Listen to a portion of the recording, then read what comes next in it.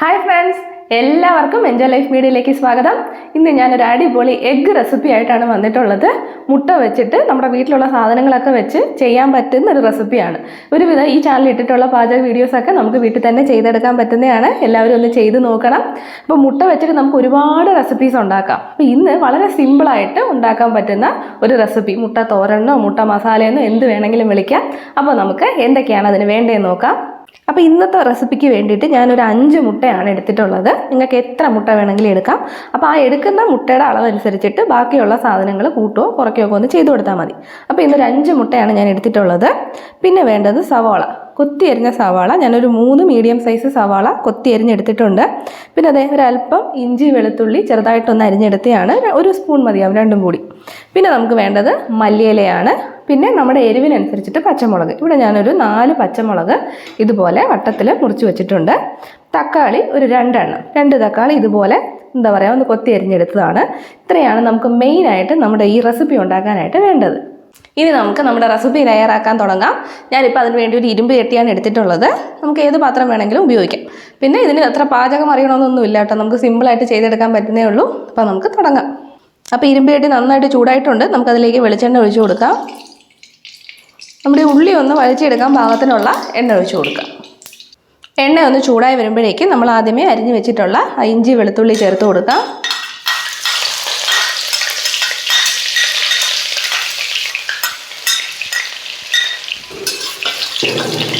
Just ഒന്ന് വഴറ്റി കൊടുക്കാം. അതിൻ്റെ ആ ഒരു പച്ച മണമൊക്കെ ഒന്ന് മാറി വരണം.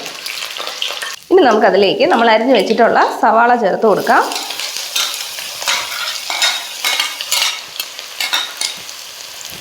നന്നായിട്ടൊന്ന് വഴറ്റി കൊടുക്കുക. കുറച്ച് ഉപ്പും കൂടി ഇട്ടിട്ട് നമുക്കൊന്ന് വഴറ്റിയെടുക്കാം. നന്നായിട്ടൊന്ന് വഴലട്ടെ. സവാള അതേ ഒരുവിധം കളറൊക്കെ ഒന്ന് മാറാൻ തുടങ്ങിയിട്ടുണ്ട്. ഇത്തിരി അങ്ങ് വഴറ്റി എന്താ ഗോൾഡൻ കളറൊന്നും ആവേണ്ട കാര്യമില്ല. ഒന്ന് കളറ് മാറി ഒന്ന് സോഫ്റ്റായി കിട്ടിയാൽ മതി, അത്രയും മതി. ഇനി നമുക്ക് അരിഞ്ഞ് വെച്ചിട്ടുള്ള 2 തക്കാളി ചേർത്ത് കൊടുക്കാം.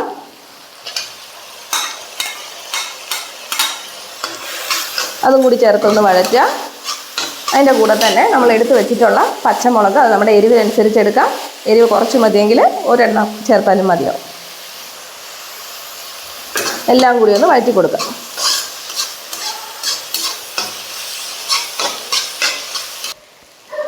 ഇതേ നമ്മുടെ സവാളയും തക്കാളിയും പച്ചമുളകും ഒക്കെ നന്നായിട്ട് വഴണ്ട് വന്നിട്ടുണ്ട്. കണ്ട എണ്ണയൊക്കെ തെളിഞ്ഞ് വരുന്ന ഒരു പരുവമായി. ഇത്രയൊക്കെ മതി. ഇനി ഈ സമയത്ത് നമുക്ക് പൊടികൾ ചേർത്ത് കൊടുക്കാം. അപ്പോൾ ആദ്യമായിട്ട് ഒരു 1/4 ടീസ്പൂൺ മഞ്ഞൾപ്പൊടി, 1/4 ടീസ്പൂൺ ചേർത്ത് കൊടുത്താൽ മതി. അതിനുശേഷം മല്ലിപ്പൊടി ഒരു 1/2 ടീസ്പൂൺ, 1/4 സ്പൂൺ തികച്ച് വേണ്ട, മല്ലിപ്പൊടി ചേർത്ത് കൊടുക്കാം. പിന്നീട് നമുക്ക് വേണ്ടത് മുളക് പൊടിയാണ്. അത് ഞാനൊരു 1.5 ടീസ്പൂണോളം ചേർക്കുന്നുണ്ട്. ഇതെല്ലാം കൂടി നന്നായിട്ടൊന്ന് വഴറ്റി കൊടുക്കാം. തീ നന്നായിട്ട് കുറച്ചിട്ടിട്ട് വേണം കേട്ടോ പൊടികൾ ചേർത്ത് കൊടുക്കാൻ. ലോ ഫ്ലെയിമിൽ ഇട്ടിട്ടേ ചേർത്ത് കൊടുക്കാൻ പാടുള്ളൂ. ഇനി ഒരു മിനിറ്റ് ഇതിൻ്റെ ആ ഒരു പച്ചമണമൊക്കെ മാറുന്ന വരെ ജസ്റ്റ് ഒന്ന് വഴറ്റി കൊടുക്കുക. അപ്പോൾ നമ്മുടെ പൊടികളൊക്കെ നന്നായിട്ട് വഴണ്ട് എണ്ണയൊക്കെ തെളിഞ്ഞ് വന്നിട്ടുണ്ട്. ഇത്രയും സമയം മതി, 1 മിനിറ്റ് താഴെ മതിയാവും. ആ മൂത്തൊരു മണം വരുമല്ലോ, അപ്പോൾ നമുക്കത് അത്രയും മതി. അത്രയും സമയം മാത്രം വഴറ്റുക. ഈ സമയത്തൊക്കെ ലോ ഫ്ലെയിമിലായിരിക്കണം. ഇനി ഒന്നും നോക്കണ്ട, നമ്മൾ എടുത്തിട്ടുള്ള മുട്ട ഇതേപോലെ പൊട്ടിച്ച് ഒരു പാത്രത്തിലേക്ക് ഒഴിക്കുക. ഇതിലേക്കങ്ങ് ഒഴിക്കുക.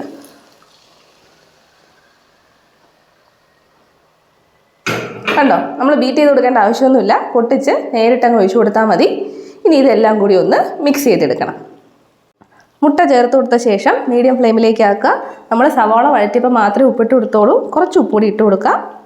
ഇനി എല്ലാം കൂടി നന്നായിട്ടൊന്ന് ഇളക്കിയെടുക്കുക.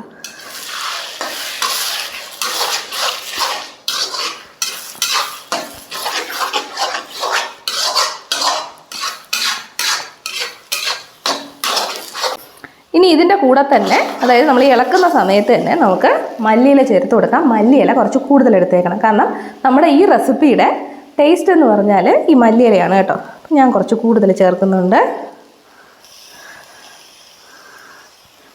ഇനി ഇതെല്ലാം കൂടി നന്നായിട്ടൊന്ന് മിക്സാക്കി എടുക്കാം.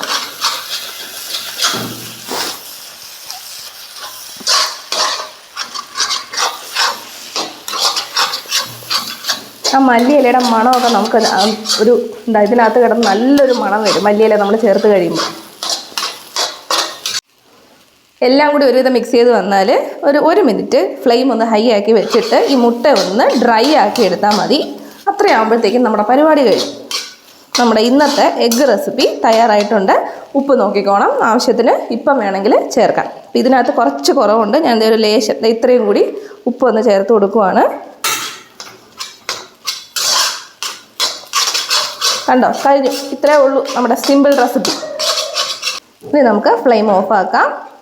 നമുക്കിതൊരു പ്ലേറ്റിലേക്ക് മാറ്റാം.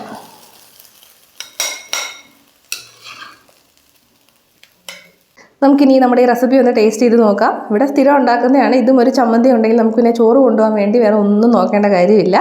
എന്നാലും നമുക്കിതൊന്ന് ടേസ്റ്റ് ചെയ്ത് നോക്കാം.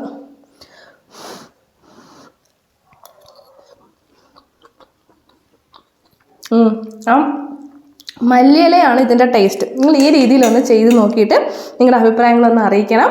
പുതിയൊരു വീഡിയോയിൽ നമുക്ക് വീണ്ടും കാണാം. അതുവരെ ബൈ ബൈ.